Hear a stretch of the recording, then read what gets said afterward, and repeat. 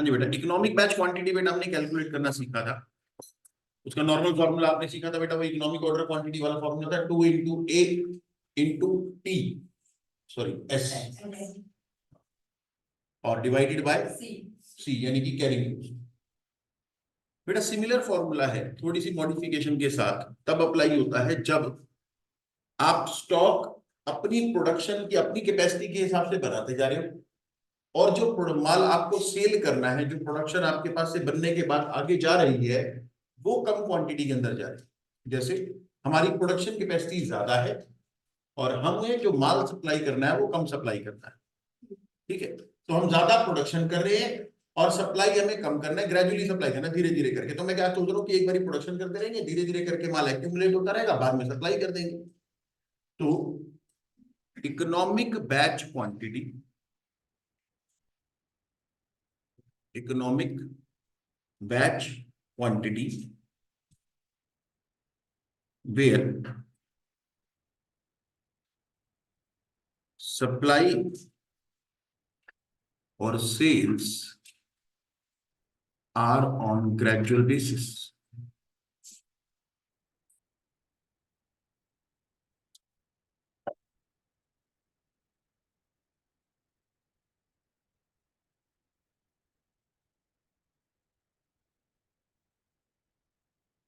जैसे मान लो बेटा आप प्रोडक्शन कर सकते हो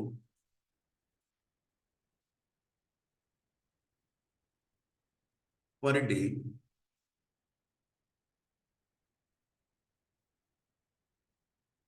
500 यूनिट्स, और सेल्स पर डे हो जाएगी बेटा आपके पास, मान लेते हैं हम 400 पर यूनिट सेल कर रहे, 400 यूनिट सेल कर देते हैं पर डे। तो मेरे पास प्रोडक्शन कैपेसिटी अवेलेबल है 500 यूनिट पर डे की, लेकिन हम सेल कितनी कर पाते हैं उसमें से 400 पर डे। तो इसमें क्या होगा, धीरे धीरे करके इन्वेंट्री एक्यूमुलेट होती रहेगी, ठीक है। तो अब जो आपकी जो कैरिंग कॉस्ट है वो उस एक्यूमुलेटेड इन्वेंट्री के हिसाब से लगेगी, उस माल के हिसाब से नहीं लगेगी जितना आप बना रहे हो।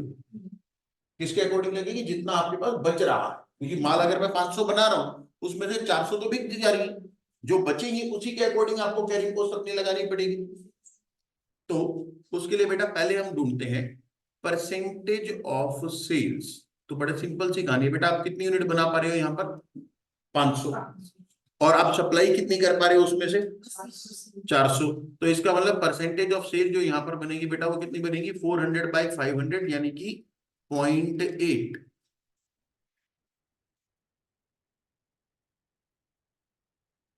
80% माल आप बेच रहे हो, इसका मतलब बाकी का जो 20% माल है वो क्या है, आपके पास बचा रहेगा, परसेंटेज ऑफ स्टॉक होल्डिंग बन जाएगी वो। तो परसेंटेज ऑफ स्टॉक होल्डिंग वो आ जाएगा बेटा आपके पास 1 minus 0.8 equal to 0.2, that is 20%।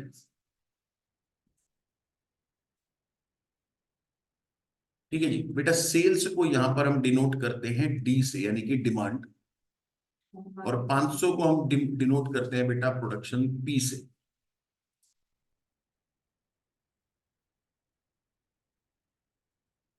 हो गया।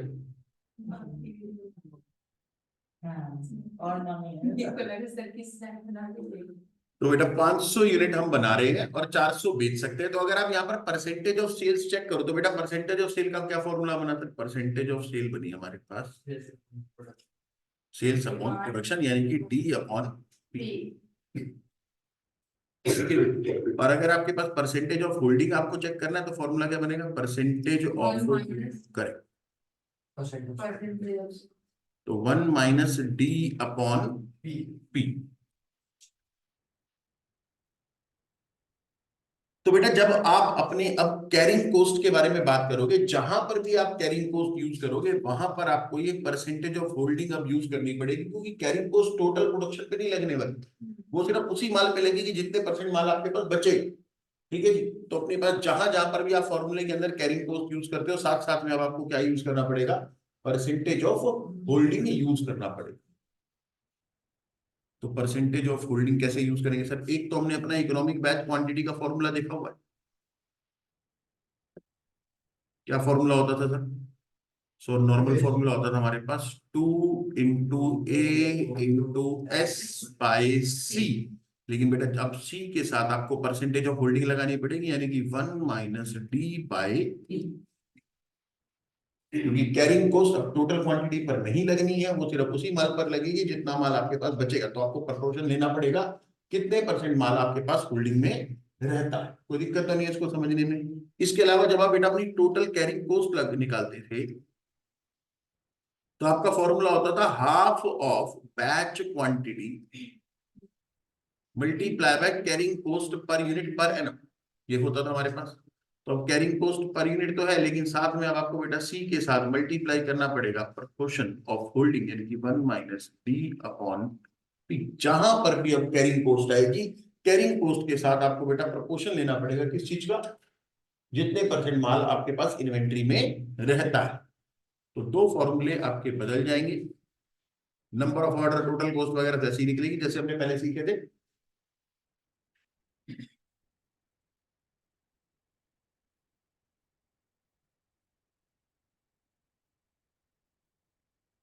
ठीक है जी, कोई दिक्कत तो नहीं है इसके अंदर? नहीं। तो economic batch quantity where sales are on gradual basis, यानी कि आप अपनी प्रोडक्शन अपनी कैपेसिटी के हिसाब से करते रहोगे, उसमें से धीरे धीरे करके माल सेल होता रहेगा। लेकिन जो कैरिंग कॉस्ट लगेगी बेटा, वो सिर्फ उसी माल पे लगेगी जितना माल आपके पास बच रहा है। अगर आपके पास माल बच रहा है 100 यूनिट, तो 100 यूनिट के अकॉर्डिंग कैरिंग कॉस्ट लगा दी। पूरे 500 की प्रोडक्शन के हिसाब से कैरिंग कॉस्ट नहीं लगा दी, क्योंकि 500 आप रख ही नहीं रहे अपने पास।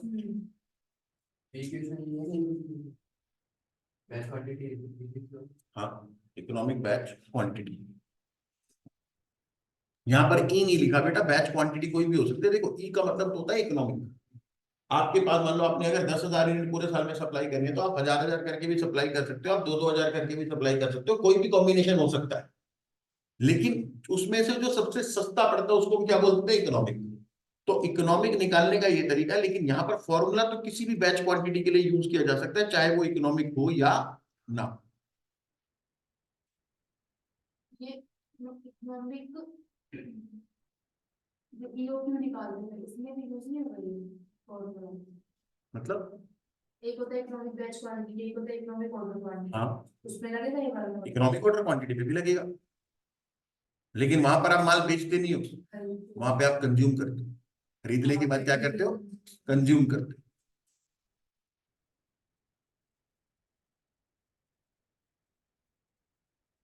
हाँ जी, चलो एक एग्जांपल करते हैं।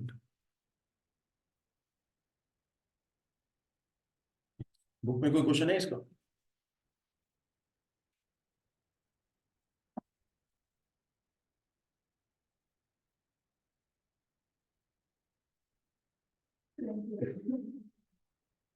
17 से तो शुरू थे मेरे ख्याल से, कहाँ से 16 से शुरू थे। फॉर्मूला तो है ये वाला, सवाल नहीं है।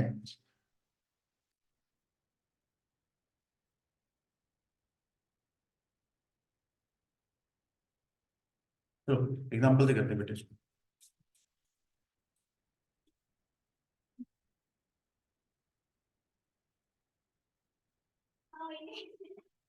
बेटा sales per day,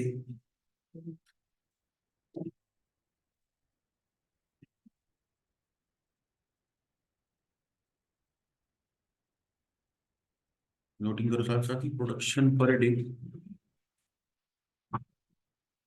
sales per day 150, production per day 200 units.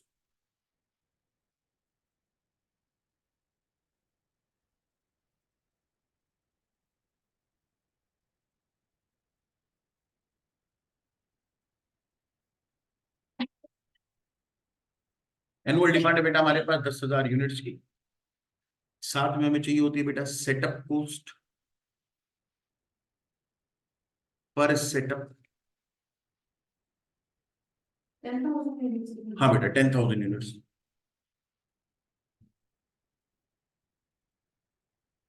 Setup cost per setup 200 रुपए।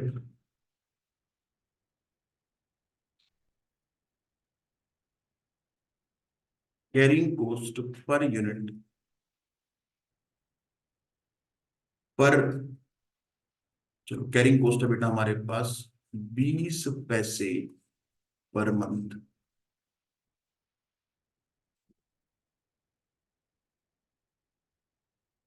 आप बेटा इसमें कैलकुलेट करके बताओगे मुझे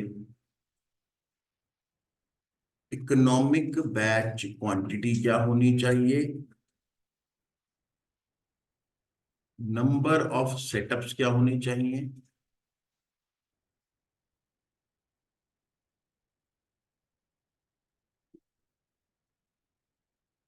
time gap between two setups,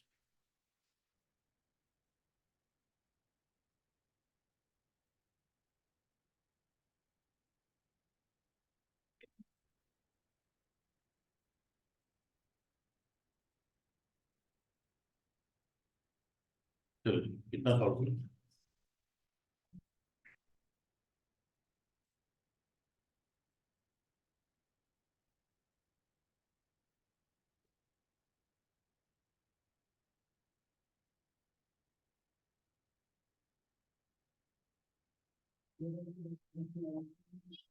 एक चीज और भी बताना मुझे,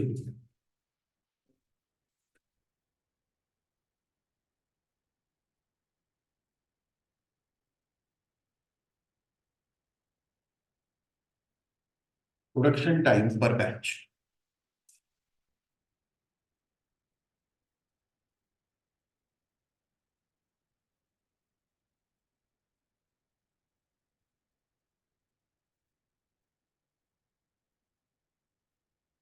टू थाउजेंड फिफ्टी एट हजार टू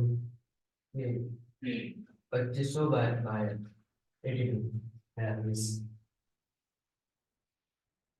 82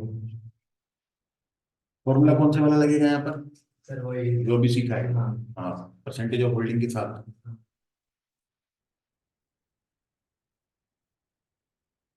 258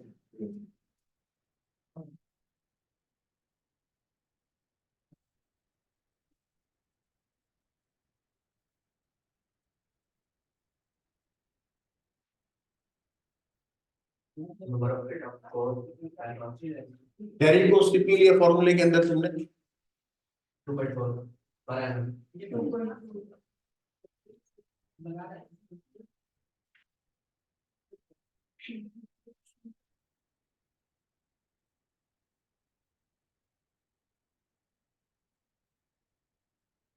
टाइम है 92 91.5 टाइम्स डेज। बेटा सबसे पहले तो आपने निकालनी है इकोनॉमिक बैच क्वांटिटी, लेकिन इकोनॉमिक बैच क्वांटिटी तक पहुंचने से पहले आपको चाहिए होगी परसेंटेज ऑफ होल्डिंग।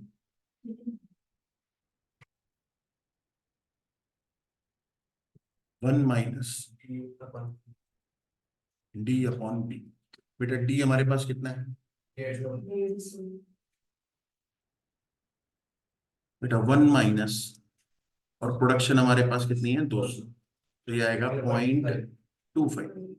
और अब बेटा जब अपना इकोनॉमिक बैच क्वांटिटी का फॉर्मूला अप्लाई करोगे तो फॉर्मूला होता है हमारे पास स्क्वायर रूट 2 इंटू ए 10,000,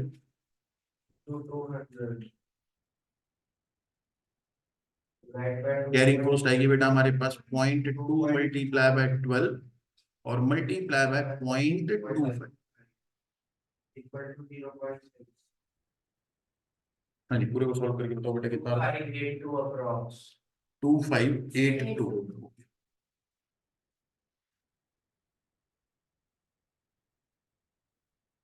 ठीक है, सेकंड पॉइंट में बेटा आपको बताना है नंबर ऑफ सेटअप कितने लगेंगे। अगर डिमांड 10,000 की है और एक बैच में 2.8 हो रहा है तो 4 अप्रॉक्स हो रहा है। सर पूरे साल में 10,000 यूनिट सप्लाई करनी है, एक बारी में 2582 यूनिट बनाओगे सेटअप लगा के। 4 अप्रॉक्स आ रहा है, कितना 3.8 बैच नहीं होता होता है, ठीक होता है अरे या तो 3 हो गया 4 होगा बेटा, ये बात मैं कक्षा के अंदर पिछली क्लास के अंदर समझा चुका हूँ। बैच पूरा लगता है लेकिन उसकी कॉस्ट फ्रैक्शन में ही चार्ज कर सकते हैं, है ना। तो जब अगर मैं तुमसे सेटअप कॉस्ट निकालने के लिए बोलूंगा तो क्या तुम वहां पे 4 बैच की कॉस्ट लगा दोगे पूरी, वो 3.8 की ही लगेगी। ठीक है, तो आप फ्रैक्शन में लिखो फिर बेशक से राउंड ऑफ कर दो, लेकिन जब कैलकुलेशन होगी कॉस्ट की तो उस पे 4 की नहीं लगा सकते। पोस्ट फ्रैक्शन में चार्ज हो सकती है। हाँ 3.87। ओके, थर्ड पॉइंट में बेटा क्वेश्चन ने आपसे पूछा टाइम गैप बताओ, कितने time gap between two batches. 3.1। बेटा अगर पूरे साल में 360 दिन ले लो और पूरे साल में 3.87 बैचेस आपने लगाने हैं। 93.0। सर मैंने वीक के हिसाब से लिया 52 वीक। कोई दिक्कत नहीं है, वहां पर आप मंथ के हिसाब से भी ले सकते हो। कितने डेज आ रहे हैं? 93.02। तो 93 डेज। और आखिरी में क्वेश्चन ने आपसे क्या पूछा? प्रोडक्शन टाइम पर बैच। 12.91। तो 365 डेज नहीं होते? बेटा जब आप यूनिटरी मेथड लेते हो ना 360 दिन लेने पड़ते हैं। कैसे? आप ये मानते हो पूरे साल में हर महीने हर हफ्ते बराबर प्रोडक्शन लीजिए, है ना? तो हर महीने हर हफ्ते हर दिन बराबर प्रोडक्शन तभी हो सकती है जब एक महीने में दिन भी बराबर हो। तो जहां जहां पर भी यूनिटरी मेथड एप्लीकेबल होता है वहां वहां पर आपको 360 दिन लेके काम करना होता है, क्योंकि हम हर महीने में 30 दिन लेके चलते हैं, ना फरवरी के 28 है ना मार्च के 31। ठीक है, हर महीने में कितने दिन होने चाहिए? 30, तभी हर महीने में प्रोडक्शन बराबर होगी, अदरवाइज फरवरी में और मार्च में प्रोडक्शन बराबर नहीं हो पाएगी। ठीक है, तो जहां जहां पर भी आप यूनिटरी मेथड अप्लाई करते हो वहां वहां पर आपको 360 दिन लेकर के चलना होता है। हाँ जी, अब आपको क्या बताना है बेटा? प्रोडक्शन टाइम पर बैच। अगर एक दिन में 200 बनती है, 258 रुपये की तरह बनती है, 12.2। बेटा आपके एक बैच में आप बना रहे हो 2582 यूनिट, ठीक है जी। और एक दिन में कितनी यूनिट बनाते हो आप? 200। इसका मतलब एक पूरे बैच की प्रोडक्शन करने में आपको समय लगेगा 12.91। 12.91 दैट इज करके 30। और ठीक है, उसमें टाइम गैप में 3.87 को मैंने 4 बना दिया। 93.87 नहीं, मैंने 12/4 किया था। फोर्थ को करना ही नहीं है ना, हाँ। 4 नहीं लेना है ना कैलकुलेशन में। अच्छा जी, अब सुनो मेरी बात, इतना तो हमने कर दिया, एक पॉइंट और कैलकुलेट करते हैं, टोटल कॉस्ट कैलकुलेट करके दो बेटा। टोटल कॉस्ट, पूरे साल की total cost. Economic batch quantity आपने ऑलरेडी निकाल रखी है 2582 यूनिट की, आपको मुझे टोटल कॉस्ट बतानी है। टोटल कॉस्ट में 3 खर्चे होते हैं, परचेज कॉस्ट, ऑर्डरिंग कॉस्ट और सॉरी सेटअप कॉस्ट और कैरिंग कॉस्ट।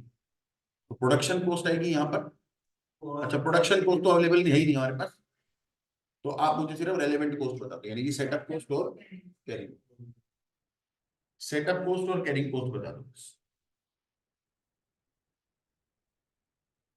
सेटअप कॉस्ट के लिए बेटा आपको नंबर ऑफ सेटअप चाहिए होते हैं, नंबर ऑफ सेटअप आप ऑलरेडी कैलकुलेट कर चुके हो। 3.87 बैचेस के ऊपर आपको बेटा सेटअप कॉस्ट लगानी है, और कैरिंग कॉस्ट आप उस वाले फॉर्मूले से लगाओगे जो भी आपने ऊपर सीखा था। आपका कैरिंग कॉस्ट का formula half of batch quantity multiply by carrying cost multiply by percentage of holding.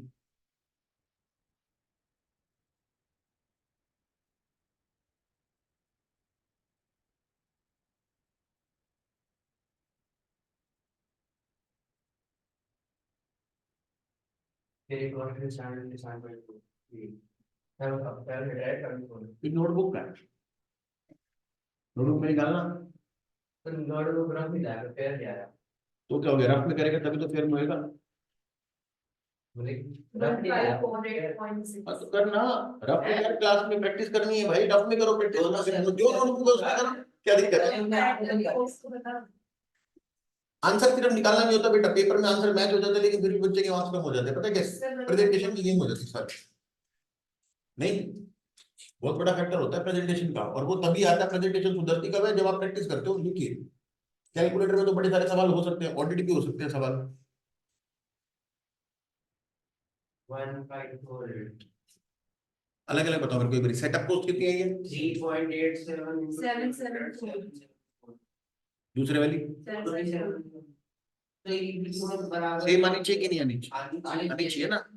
हमने ये छोटा सा जहाँ पे कोई चित्र भी बनाया था, नहीं बनाया था इकोनॉमिक बैच क्वांटिटी? हाँ, तो बेटा वो बराबर आनी चाहिए। जैसे ऑर्डरिंग कॉस्ट और कैरिंग कॉस्ट बराबर होती है, ऐसे हमारे पास सेटअप कॉस्ट और कैरिंग कॉस्ट भी बराबर आनी चाहिए।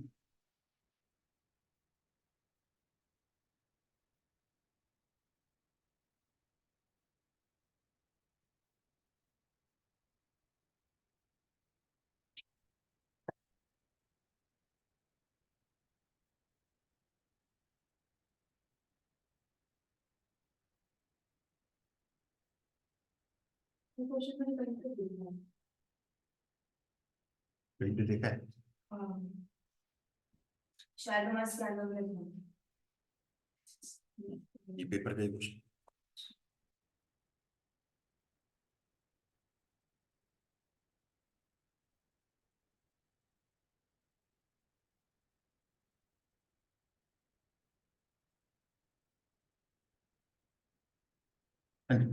A company manufactures widgets to orders and has the following budgeted overheads for the year based on normal activity levels. तो बेटा हमें बता रखा है हमारे पास दो डिपार्टमेंट है, एक वेल्डिंग और एक असेंबली। वेल्डिंग डिपार्टमेंट में 6,000 रुपए का खर्चा लगेगा और काम होगा 1,500 घंटे। असेंबली डिपार्टमेंट में 10,000 रुपए का खर्चा लगेगा और काम होगा 1,000 घंटे। ये ओवरहेड्स है बेटा। अगर आप इसको लेबर आवर से डिवाइड कर लो फिर आपके पास ओवरहेड का रेट आ जाएगा। ओवरहेड्स का हमारे पास अब्जॉर्प्शन रेट आ जाएगा। तो 6,000 रुपए के अगर लग रहे हैं 1,500 घंटे के ऊपर, तो 1 घंटे का जो अब्जॉर्प्शन रेट है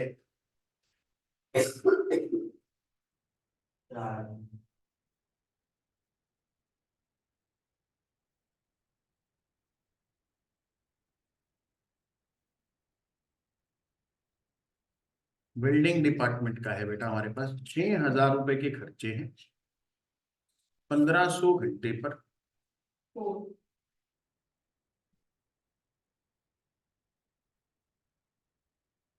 और दूसरा डिपार्टमेंट है बेटा हमारे पास असेंबली।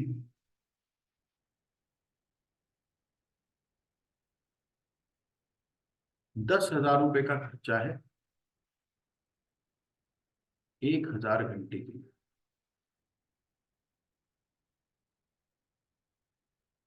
कितना? 10 रुपए पर labour our. Selling and administration के जो खर्चे लगते हैं बेटा वो 20% फैक्ट्री कॉस्ट पर लगते हैं। फैक्ट्री कॉस्ट क्या होती है बेटा? फैक्ट्री में आने वाली टोटल कॉस्ट, फैक्ट्री में लगने वाले डायरेक्ट खर्चे और फैक्ट्री के ओवरहेड्स मिला के आपके पास फैक्ट्री कॉस्ट आ जाएगी। तो टोटल कॉस्ट आपके पास हो जाएगी 20% ऐड कर देंगे हम। An order for 250 weighted type X128 made for the batch वगैरह वगैरह वगैरह। ये तो बेटा हमारे प्रोडक्ट का नाम हो गया। इनकर्ड द फॉलोइंग कॉस्ट, तो बेटा हमने कुछ माल बनाया है और उसके ऊपर हमने खर्चा लगाया है। कितना कितना खर्चा लगाया? मटेरियल लगा दिया 12,000 रुपए का, लेबर लगाई है 100 घंटे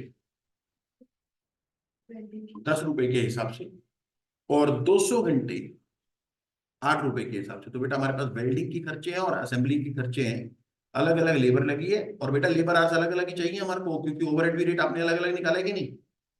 वेल्डिंग का रेट आपने निकाला है 4 rupees per labour our overhead indirect खर्चे, और आपने असेंबली का रेट निकाला है 10 रुपीज पर लेबर आवर। तो जितने भी घंटे काम होता जाएगा हर घंटे के ऊपर आपको इतने इतने रुपए के ओवरहेड भी लगाने, साथ में लेबर का खर्चा भी लगाना है। तो मटेरियल का खर्चा, लेबर का खर्चा ऐड करके हमारे पास आती थी प्राइम कॉस्ट। प्राइम कॉस्ट में जब आप फैक्ट्री ओवरहेड ऐड कर दोगे तो आपके पास आ जाएगी फैक्ट्री में लगने वाली टोटल कॉस्ट, फैक्ट्री कॉस्ट। फिर फैक्ट्री कॉस्ट के ऊपर आपने 20% सेलिंग ओवरहेड लगा देने, तो आपके पास आ जाएगी टोटल कॉस्ट। और टोटल कॉस्ट में एक खर्चा और ऐड होना है बेटा, एक डायरेक्ट लेबर का खर्चा हो रहा है बेटा आपके पास 500 रुपए।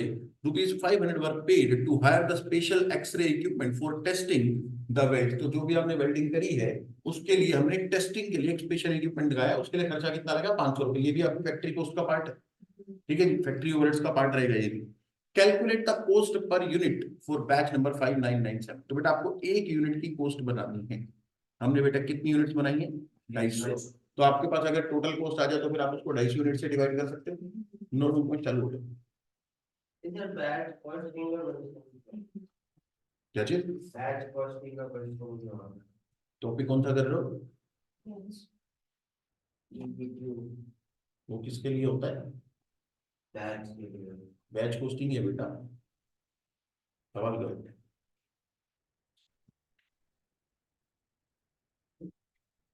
अरे मटेरियल टोटल देना था।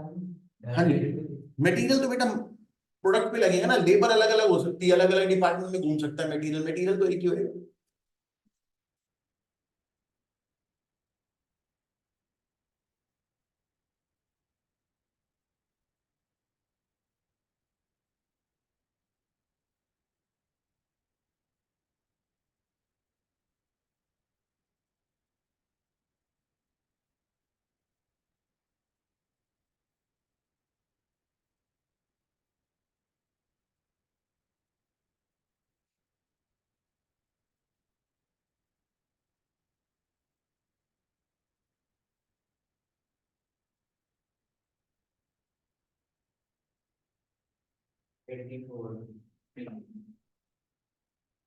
क्या है 84? Cost per unit. ठीक है।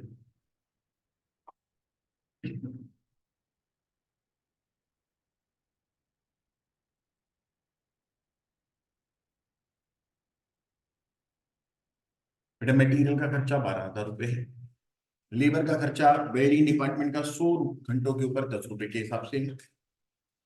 कितना 84 74 आ रहा है। टोटल कॉस्ट कितनी है? अरे मैं निकाल दूंगी। 18,021 आ रहा है। 500 ऐड किया वो 18 और ओवर ऐड किया 4 × 100 10 × 200 300। फैक्ट्री ओवरहेड्स वेल्डिंग डिपार्टमेंट का भी अब्जॉर्प्शन रेट निकाला हुआ है 4 रुपए, और असेंबली डिपार्टमेंट का निकाला हुआ है 10 रुपए।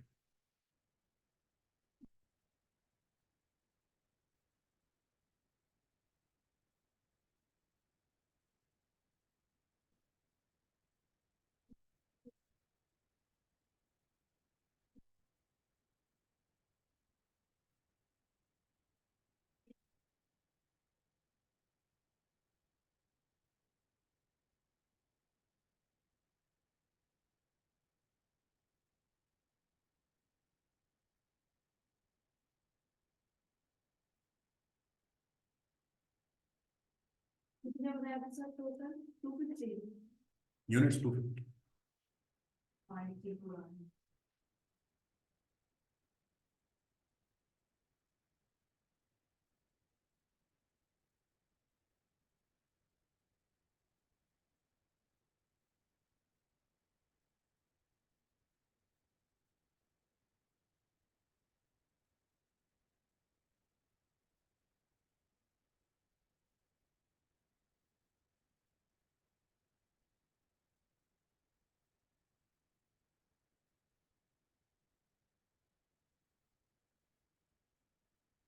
वेल्डिंग डिपार्टमेंट में काम हो रहा है 100 घंटे 10 रुपए के हिसाब से, और असेंबली में काम हो रहा है 200 घंटे 8 के हिसाब से।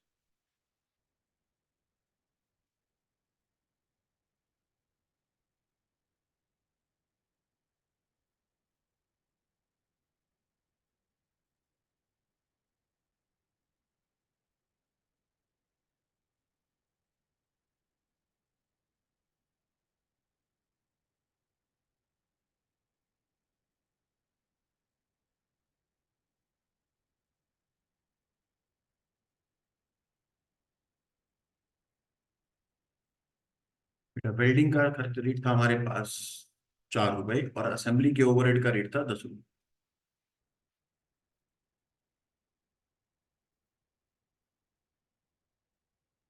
500 रुपये एक्सरे। ये आ जाएगी हमारे पास फैक्ट्री कोस्ट।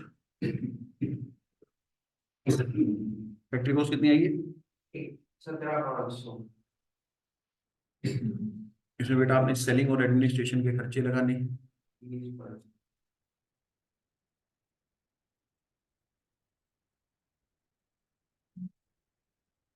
ये आगे बेटा 3500। टोटल कॉस्ट होगी हमारे पास 21,000।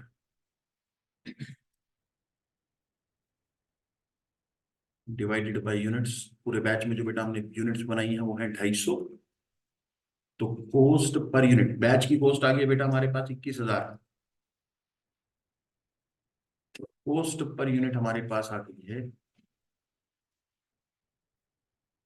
84।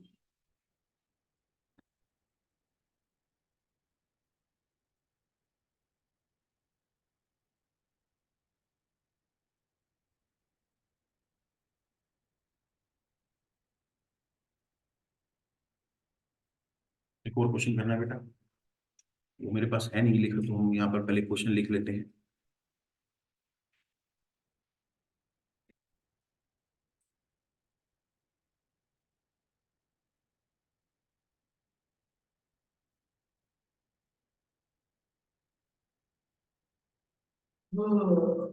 बस भाई,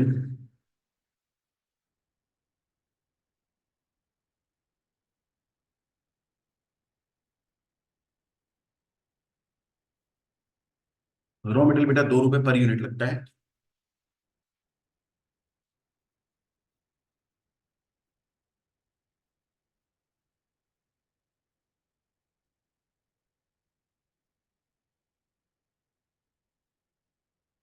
प्रोडक्शन के लिए बेटा जो आपको टाइम लगेगा वो लगेगा लेबर आवर्स,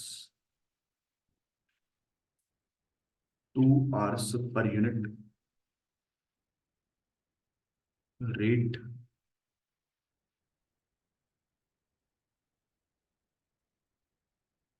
50 पैसा per hour,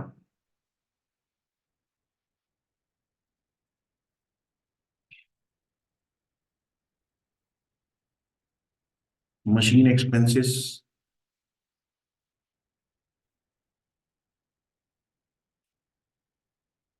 ₹2 per hour, ₹2 per hour. और सेटअप पे खर्चा लगेगा बेटा कुछ,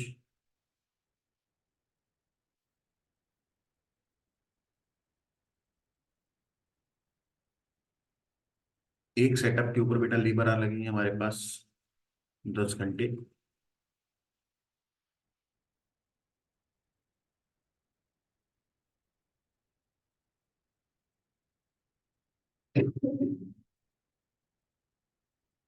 ये भी लिख देता machine, labour hours and machine hours दोनों 10-10 घंटे। आपको बेटा पोस्ट बतानी है, compute total cost and cost per unit if batch size is 10 units, 100 units, 1000 units। ये भी बेटा एग्जाम का क्वेश्चन है। ये हमारे पोस्ट की बुक का भी क्वेश्चन है, ट्रांसफर की मैं पोस्ट की बुक भी नहीं, तुम्हारी कोस्ट की बुक में है वाला क्वेश्चन? बैच में लास्ट क्वेश्चन। हाँ जी, बेटा आपको टोटल कोस्ट ढूंढनी है और कोस्ट पर यूनिट ढूंढनी है। अगर आप एक बैच में 10 यूनिट, 100 यूनिट और 1000 यूनिट बनाते हो तो बेटा देखो, हमें पता है कि सेटअप कोस्ट जो लगती है वो पर बैच के हिसाब से लगती है, एक एक यूनिट के हिसाब से नहीं लगती। 32 क्या चीज? 32 रुपए क्या? 10 यूनिट की कॉस्ट बता रहा है, पर यूनिट की कॉस्ट बता रहा है। देखो बेटा, सेटअप कॉस्ट जो होती है वो एक बारी सेटअप करने पे लगती है, उसका प्रोडक्शन की क्वांटिटी के साथ कोई लेना देना नहीं होता। आप चाहे एक सेटअप के अंदर 10 यूनिट बनाओ, चाहे 100 बनाओ, चाहे 1000 बनाओ, सेटअप कॉस्ट एक ही बार लगने वाली है उस बैच में। ठीक है, तो सेटअप कॉस्ट चाहे आप 10 यूनिट बनाओ, चाहे 100 बनाओ, चाहे 1000 बनाओ, हर बैच में सेटअप कॉस्ट एक ही बार ही लगती है। बाकी की प्रोडक्शन कॉस्ट क्वांटिटी वाइज लग सकती है। तो बेटा सेटअप कॉस्ट जो है उसमें 2 खर्चे लगेंगे, लेबर और मशीन।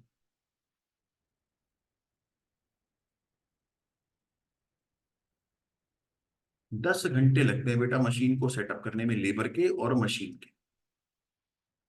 रेट आपको बताया गया था कि लेबर का जो रेट है वो 1 घंटे का कितना है, 50 पैसे, और मशीन का जो 1 घंटे का रेट है वो है 2 रुपए।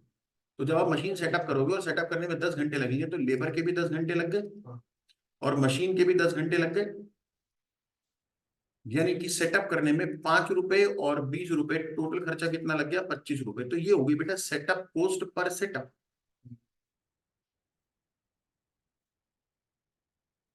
अब चाहे आप एक बार सेटअप करने के बाद 10 यूनिट बना लो, चाहे 100 बना लो या 1000 बना लो, ये तो 25 रुपए ही रहेंगे। अब अगर आप टोटल कॉस्ट ढूंढना चाहते हो प्रोडक्शन की, सर अगर हम एक बारी में 10 यूनिट बनाए, 100 यूनिट बनाए और 1000 यूनिट बनाए, तो हमारी टोटल कॉस्ट कितनी आएगी? सेटअप कॉस्ट बदलेगी या सेम रहेगी सब में? सर एक बारी सेटअप लग गया वो सेम ही रहेगा। अब बात आती है प्रोडक्शन कॉस्ट।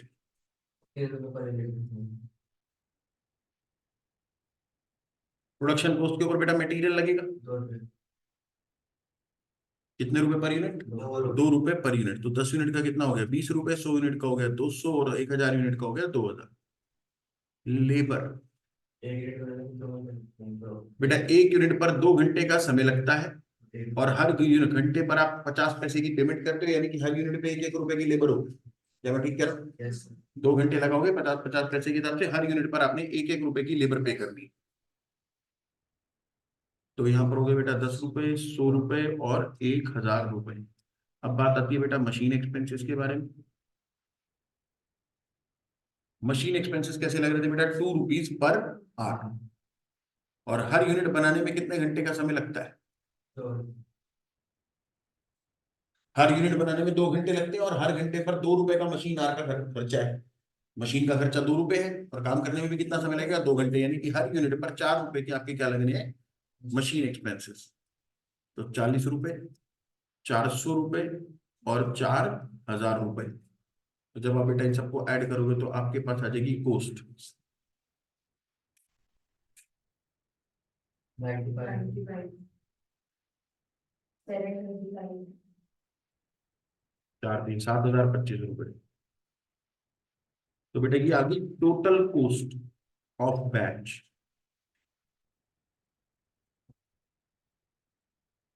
अब अगर आपका बैच साइज बेटा 10 यूनिट का है तो कॉस्ट पर यूनिट कितनी आएगी? सर 9.5, 10 यूनिट से डिवाइड कर देंगे। आपका बैच साइज बेटा अगर 100 यूनिट्स का है तो 1 यूनिट की कॉस्ट आएगी केवल 7.25। और अगर आपका बैच साइज है बेटा 1000 यूनिट्स का तो आपकी कॉस्ट आएगी 7.025। कोई दिक्कत इसके अंदर? ये भी क्वेश्चन है।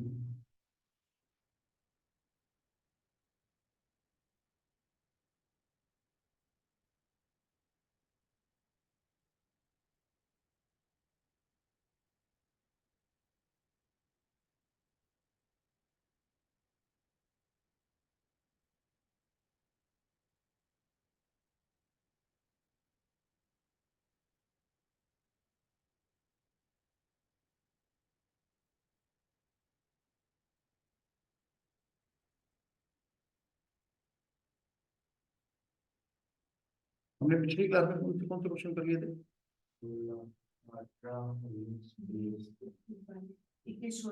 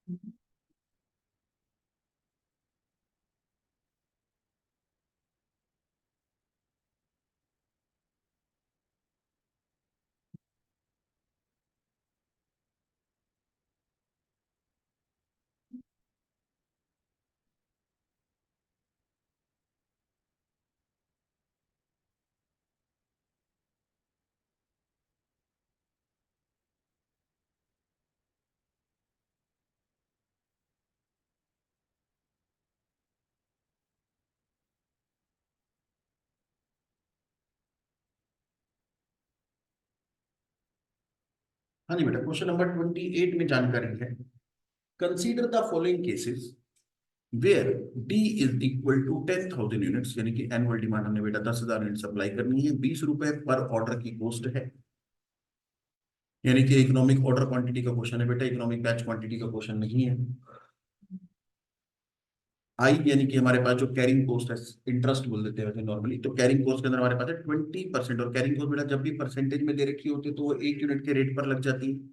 इसके अंदर बेटा कैरिंग कॉस्ट, स्टोरेज, इंटरेस्ट सब कुछ शामिल है।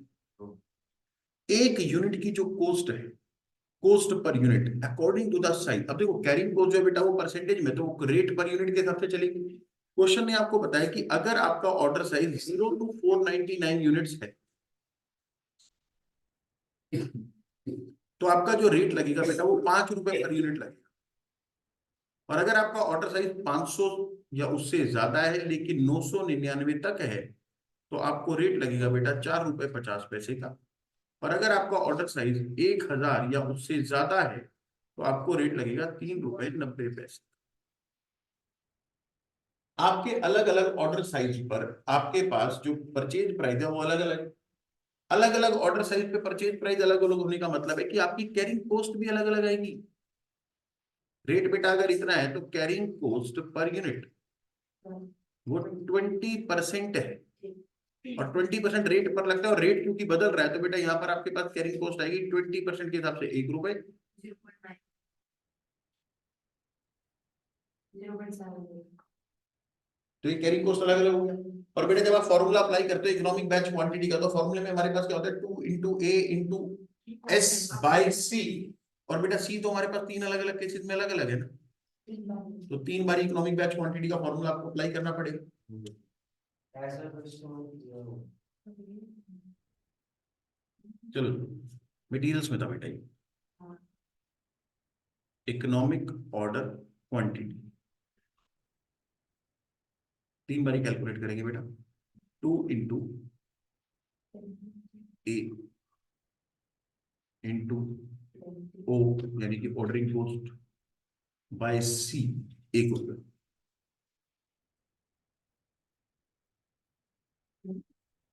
हाँ जी 3 ऑर्डर क्वांटिटी निकलेगी बेटा। यहाँ पर कितना आ रहा है हमारे पास 632। ठीक है जी। सेकंड लेवल बताओ बेटा इकोनॉमिक ऑर्डर क्वांटिटी का 632 आ रहा है, लेकिन 632 तो बेटा इस वाली रेंज में आता ही नहीं है। ठीक है ना, तो 632 तो आएगा ही। 632 तो वैसे भी इस वाली रेंज में आ रहा है, कोई बात नहीं। आगे बताओ इकोनॉमिक ऑर्डर क्वांटिटी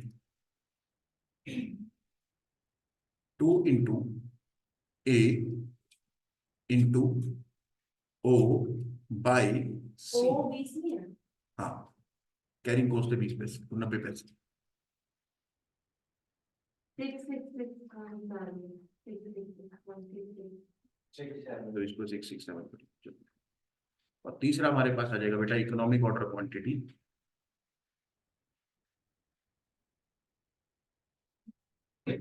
2 ×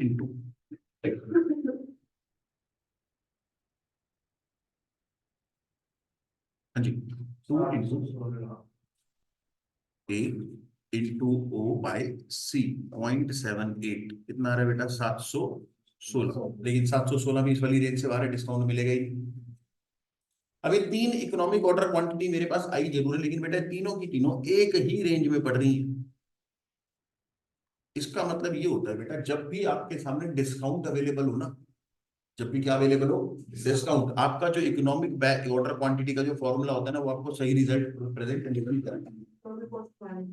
आपको टोटल कॉस्ट निकाल के करना पड़ता है कि मेरे लिए तीनों में से कौन सी क्वांटिटी सबसे सस्ती है। इन तीनों केसेस के अंदर टोटल कॉस्ट कैलकुलेट करेंगे। टोटल कॉस्ट के अंदर यहाँ पर परचेज कॉस्ट, ऑर्डरिंग कॉस्ट और कैरिंग कॉस्ट तीनों कैलकुलेट की जाएंगी।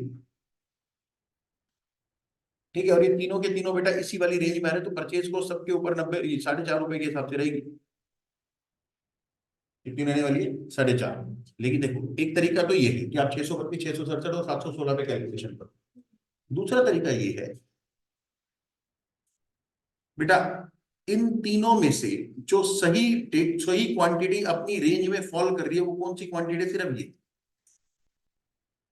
जो आपने 0.90 का रेट लिया, इस रेंज में आ रही थी 500 से 999 के बीच में, सिर्फ यही एक क्वांटिटी। तीसरे वाले में आपने 0.78 का रेट लिया कैरिंग कॉस्ट का, उसके लिए रेंज क्या थी 1000 से ऊपर वाली, वो रेंज से बाहर है। तो सही क्वांटिटी जो रेंज में है वो सिर्फ 667 है। आप सिर्फ इसको कंसीडर करो यहाँ पर। बाकी दोनों रेंज के लिए आपको अपनी क्वांटिटी खुद एज्यूम कर लेनी है। कैसे एज्यूम करेंगे? पहले वाले केस के अंदर बेटा फर्स्ट रेंज हमारी 0 से लेके 499 तक है, तो 499 से कम कोई भी क्वांटिटी आप अज्यूम कर सकते हो, मैं यहाँ पे 400 अज्यूम कर रहा हूँ, ठीक है जी, राउंड फिगर अपना हो जाएगा ना, तो सही कैलकुलेशन है। दूसरे वाले में 500 नहीं करनी बेटा, 667 आपके पास ऑलरेडी आ चुकी है।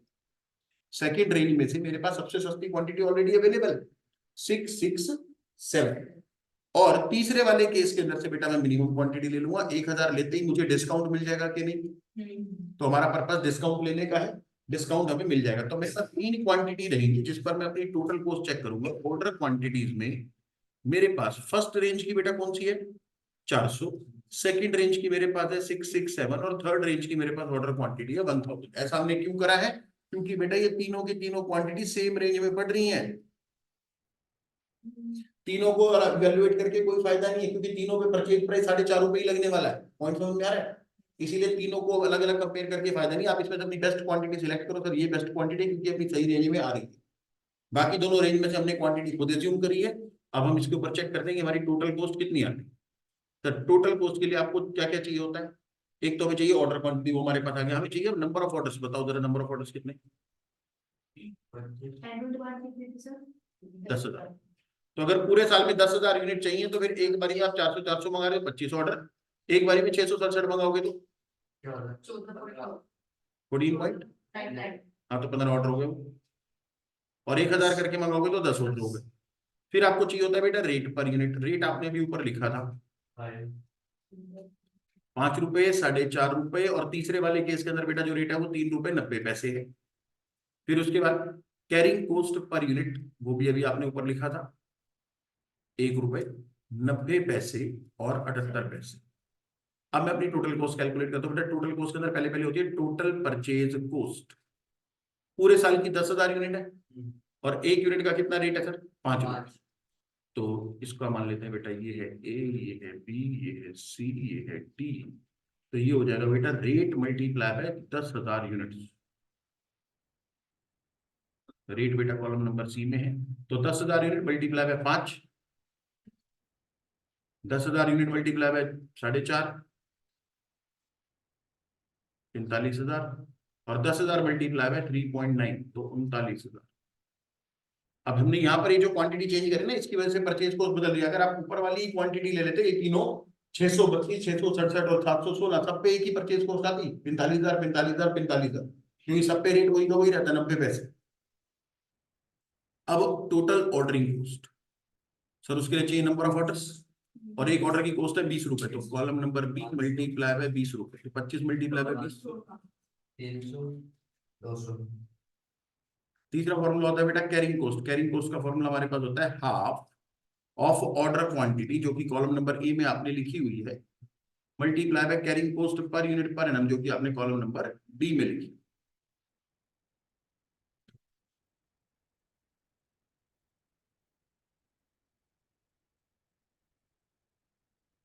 तो हाफ ऑफ ऑर्डर क्वांटिटी यानी कि 400 का आधा मल्टीप्लाई बाय 1 रुपए 200,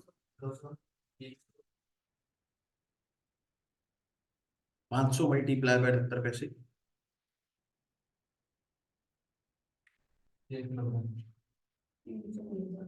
इन सबको ऐड कर देंगे तो बेटा हमारे पास टोटल कॉस्ट आ जाएगी। टोटल कॉस्ट जहां पर सबसे कम होगी वो हमारी क्या बन जाएगी, economic batch quantity, order quantity, sorry यहाँ पर ऑर्डर क्वांटिटी, तो 50,700 रुपए, यहाँ पर 45,600, और यहाँ पर हमारे पास आ रही है कितनी 39,590,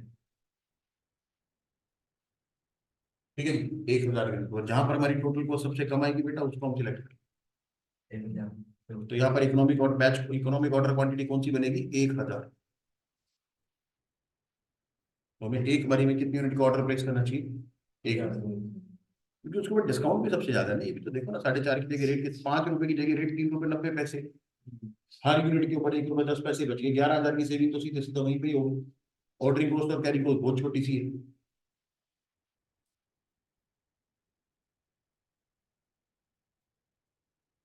कौन सा क्वेश्चन था हमारे पास,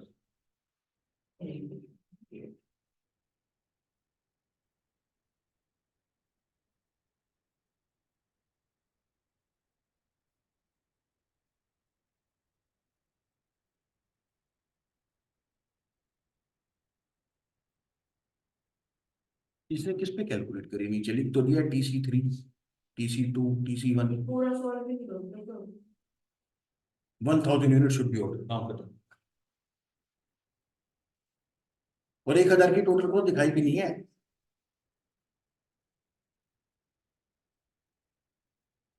ये 44,500 हमारी 44,000 कहाँ आ रही है, 39,000 पे आ रही है हमारी पोस्ट। उसने 716 पे निकाली हुई है, 716 के हिसाब से निकालोगे ना तो वो आएगी 44,000 वाली।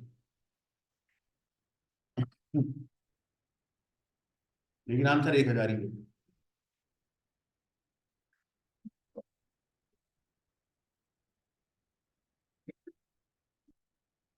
ठीक है, अब बेटा इसके अंदर जो सवाल हमारे पास बचे हुए हैं, वो सवाल बचे हुए डिमांड फोरकास्टिंग वाले और सप्लाई फोरकास्टिंग वाले। ठीक है, तो पहले हमारे को डिमांड फोरकास्टिंग और सप्लाई फोरकास्टिंग सीखनी पड़ेगी, उसके बाद हम बाकी बचे हुए सवाल कर पाएंगे।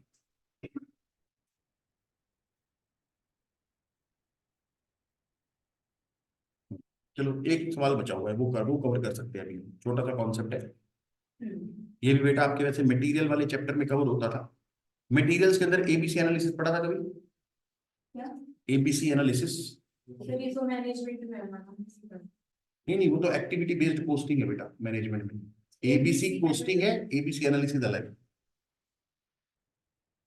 चलो एबीसी एनालिसिस बेटा कवर करते हैं, उसके बाद फिर आपके पास डिमांड फोरकास्टिंग वाले क्वेश्चन बचेंगे। तो फिर पहले हम इस चैप्टर के अंदर डिमांड फोरकास्टिंग कवर करेंगे, फिर उसके बाद इस वाले चैप्टर के बचे हुए सवालों पर आ जाएंगे। चलो पहले जरा इसको देखते हैं बेटा। एबीसी एनालिसिस बहुत सिंपल टेक्निक है बेटा। एबीसी एनालिसिस में क्या होता है बेटा, हम अपने स्टॉक को 3 कैटेगरी में बांटते हैं। है ना कि जो एक हो गया, जैसे गाड़ी है उसमें मोटर सबसे वो वाला है, सबसे इम्पोर्टेंट पार्ट है, तो उसको एक कैटेगरी में देंगे। और जैसे उसकी स्क्रू है वो सी मैंने कैटेगरी मेरे को पता है, यही गला है। में। हाँ, यही गला है, यही गला है। तो बेटा एबीसी एनालिसिस क्या है बेटा, अपने स्टॉक को, अपनी इन्वेंट्रीज को 3 कैटेगरी में बांटना है। कैटेगरी ए, बी और सी। कैटेगरी ए में वो माल होता है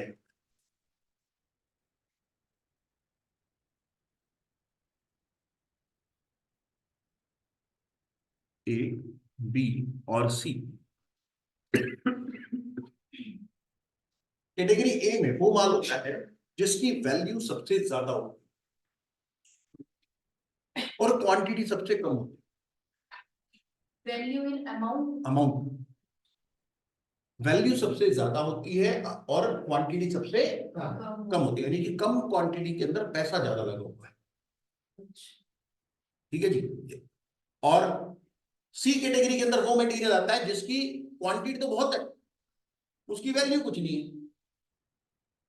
ठीक है, तो कैटेगरी ए में बेटा हम वो मटेरियल डालते हैं जिसकी percentage of value total inventory में सबसे ज्यादा होती है, लेकिन परसेंटेज ऑफ क्वांटिटी यानी कि वॉल्यूम सबसे कम होती है। साथ में एक तीसरा बेस भी बनाया जा सकता है, लेकिन वो वैल्यू जैसे ही चलता है, परसेंटेज ऑफ यूज बोलते हैं बेटा। फाइनल गुड्स में वो कितना यूज होता है, फाइनल गुड्स के लिए वो कितना इंपॉर्टेंट है, तो वो सबसे ज्यादा इंपॉर्टेंट होना चाहिए। इसके बिना भी डिसीजन आ सकता है बेटा, क्वांटिटी और वैल्यू को देखकर। और अगर क्वांटिटी भी नहीं पता चलती तो आप डिसीजन किसके बेसिस पे दे सकते हो, वैल्यू। ये रोकड़ा इंपॉर्टेंट, जहां पर सबसे ज्यादा वैल्यू है उसके ऊपर मुझे सबसे ज्यादा ध्यान लगाना। सर हम ये कर क्यों रहे कैटेगराइजेशन? बेटा देखो, हर मटेरियल को संभालने के लिए खर्चा करना पड़ता है, यानी कि आपको इन्वेंट्री के ऊपर कंट्रोल लगाना पड़ता है, चोरी चकारी ना हो, खराब ना हो, ज्यादा माल लगा कर मंगा के रख रखा है तो बड़े बड़े ऑब्सोलेट ना हो जाए। ठीक है, तो उसके ऊपर हमें कंट्रोल लगाना पड़ता है। तो जो ए कैटेगरी का मटेरियल होता है, क्योंकि उसके अंदर वैल्यू सबसे ज्यादा इन्वॉल्व होती है, तो सबसे ज्यादा कंट्रोल उस पर लगाना पड़ता है कि इसके अंदर से कोई प्रीफरेंस नहीं चाहिए, कोई मुझे वेस्टेज नहीं चाहिए, इसमें से कोई मुझे ऑब्सोलेंस नहीं चाहिए। लेकिन जो कैटेगरी सी का मटेरियल बेसिक से क्वांटिटी तो बहुत है, लेकिन वैल्यू उसकी वैसे ही बहुत कम है, तो उसके ऊपर कितना ध्यान लगा लोगे? ज्यादा क्वांटिटी है, उसको संभालने में भी दिक्कत है, लेकिन वैल्यू कम है, तो ज्यादा ध्यान देने की जरूरत भी नहीं। थोड़ा मोटा अगर फिर प्रीफरेंस हो भी जाएगा तो भी कोई दिक्कत नहीं। तो ये इन्वेंट्री कंट्रोल की टेक्निक है एबीसी, कि हम कौन से मटेरियल के ऊपर ज्यादा खर्चा लगाएं उसको कंट्रोल करने के लिए, उसको संभालने के लिए। तो जो ए कैटेगरी का माल है बेटा वो कौन सा है, जिसकी वैल्यू सबसे ज्यादा है, क्वांटिटी सबसे कम है। सी कैटेगरी का मटेरियल वो होता है बेटा जिसकी वैल्यू सबसे कम है, लेकिन उसकी क्वांटिटी सबसे ज्यादा है।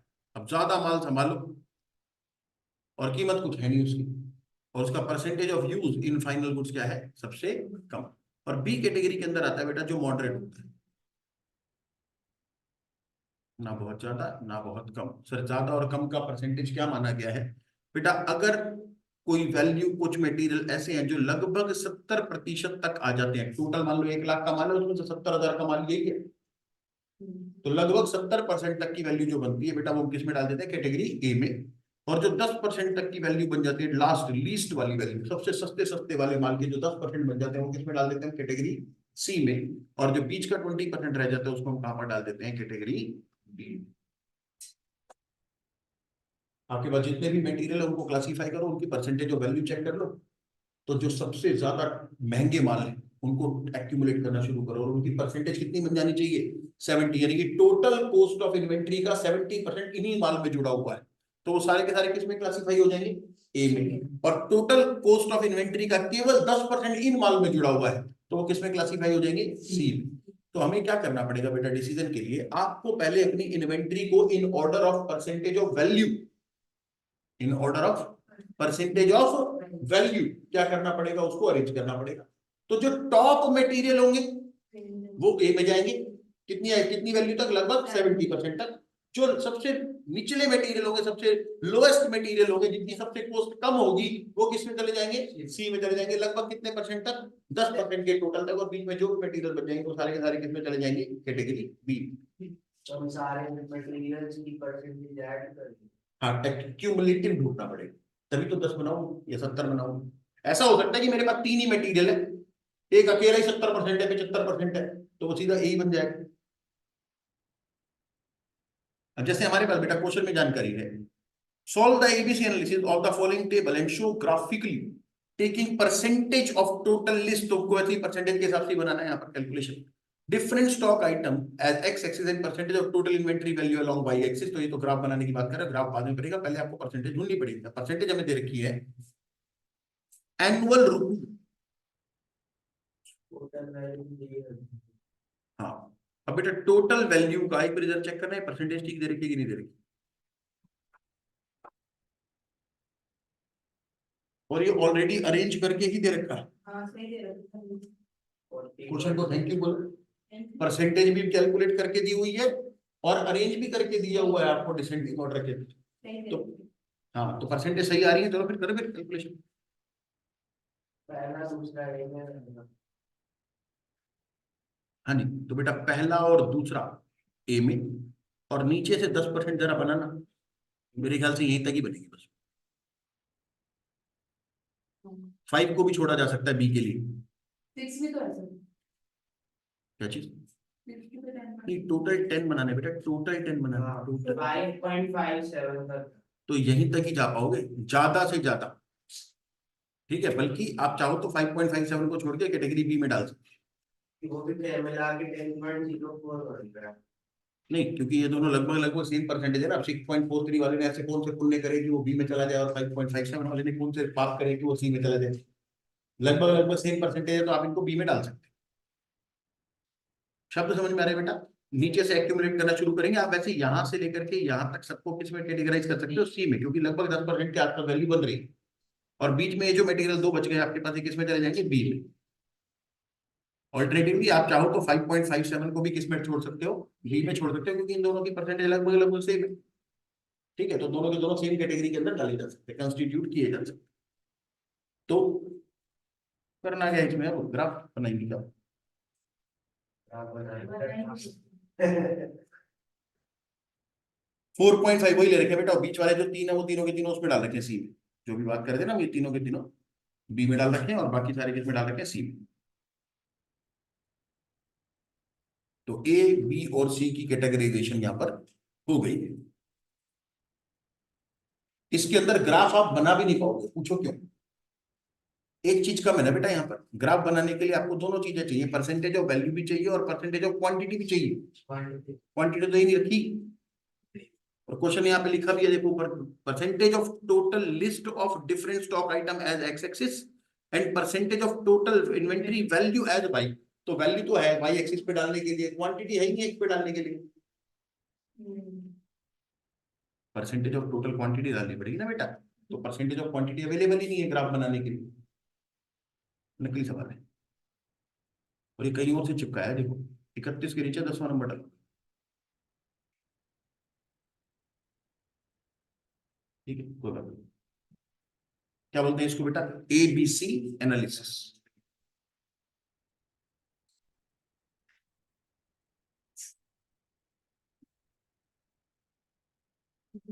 ये एक्टिविटी बेस्ड कोस्टिंग से अलग टॉपिक है, मटेरियल कंट्रोल का टॉपिक।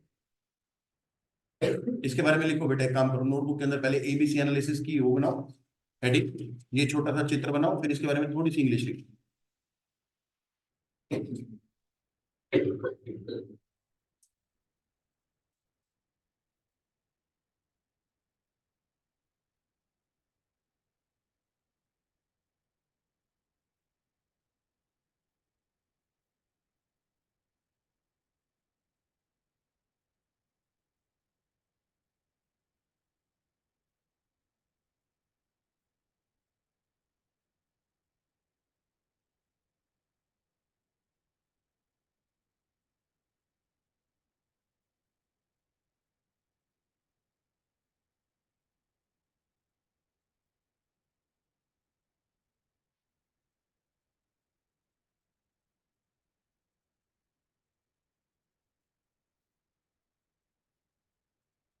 लेकिन ABC analysis is an inventory control technique.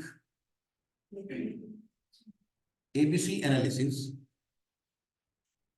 is an inventory control technique whereby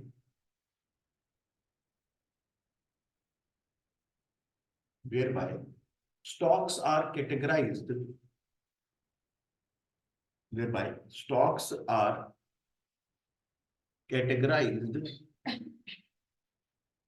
in category A, B, and C.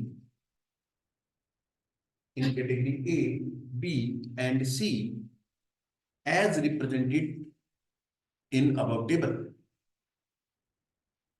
As represented in above table. Highest level of controls. Highest level of controls should be applied. Highest level of controls should be applied on category A materials. On category A materials and low or no controls are required, and low or no controls are required for category C material. Low or no controls are required for category C materials. Level of controls shall be dependent on